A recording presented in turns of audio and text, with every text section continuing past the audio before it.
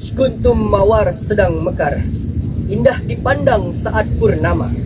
Para hadirin, apa kabar, sehat semuanya? Alhamdulillah. Assalamualaikum warahmatullahi wabarakatuh.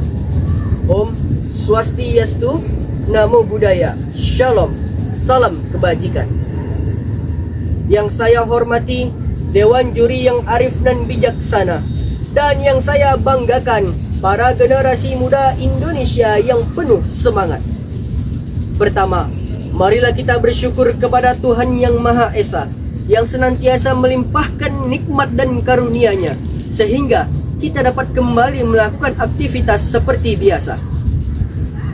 Saya, Aji Joko Sutrisno dari Universitas Muhammadiyah Sumatera Utara, berdiri di sini bukanlah seperti patung Liberty yang memegang obor tanpa api, tetapi di sini untuk menyampaikan materi bahasa Melayu menjadi lingua franca sebagai wujud bahasa nasional dalam lintas budaya. Generasi muda Indonesia yang penuh semangat.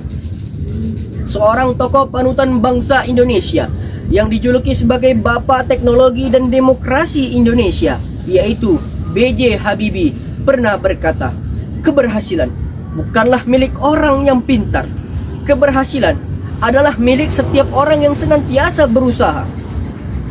Maksud dari kalimat tersebut adalah setiap orang, siapapun itu, tidak memandang seperti apa latar belakang mereka.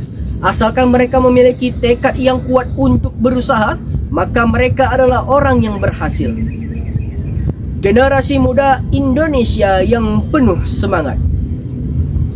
Salah satu faktor penting dalam keberhasilan adalah pendidikan.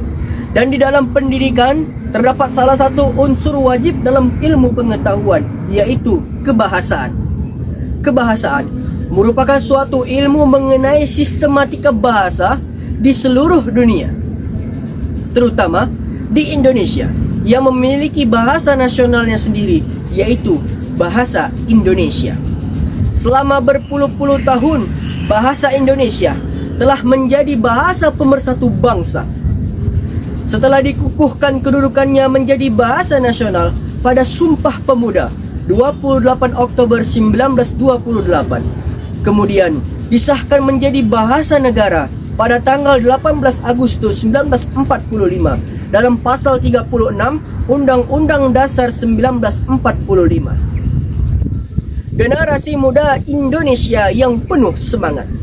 Sejarah bahasa Indonesia tumbuh dan berkembang dari bahasa Melayu yang sejak zaman dahulu sudah menjadi bahasa perhubungan atau dikenal dengan istilah lingua franca, yang tidak hanya dikenal di wilayah Nusantara, melainkan hampir seluruh wilayah Asia Tenggara.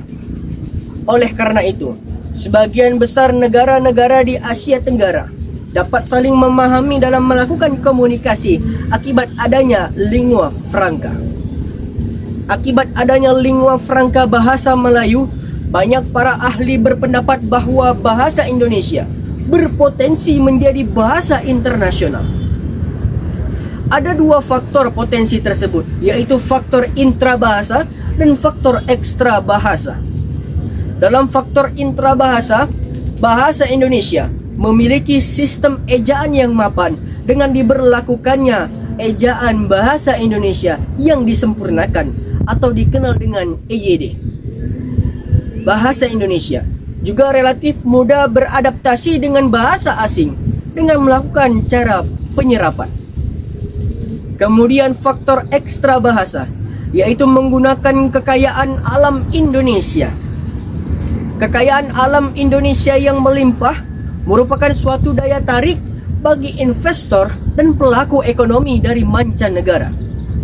Dampak dari banyaknya investor asing yang masuk ke Indonesia adalah banyak pula dari mereka yang akan belajar bahasa Indonesia sekaligus mempelajari kebudayaan Nusantara. Generasi muda Indonesia yang penuh semangat. Dikutip dari detik.com, tahun 2022 tercatat total 142.484 orang asing yang sedang belajar bahasa Indonesia. Dan di tahun 2019 tercatat 219 perguruan tinggi dan lembaga pendidikan dalam negeri maupun di luar negeri yang sedang menyelenggarakan BIPA, yaitu Bahasa Indonesia bagi penutur asing. Hal tersebut merupakan suatu kebanggaan bagi bangsa Indonesia bahwa bahasa Indonesia mampu bersaing di dunia internasional. Dengan terus memperhatikan arah dan juga perkembangan bahasa Indonesia, dapat dipastikan bahwa bahasa Indonesia dapat menjadi bahasa internasional. Mungkin inilah yang dapat saya sampaikan, lebih dan kurang tolong dimaafkan.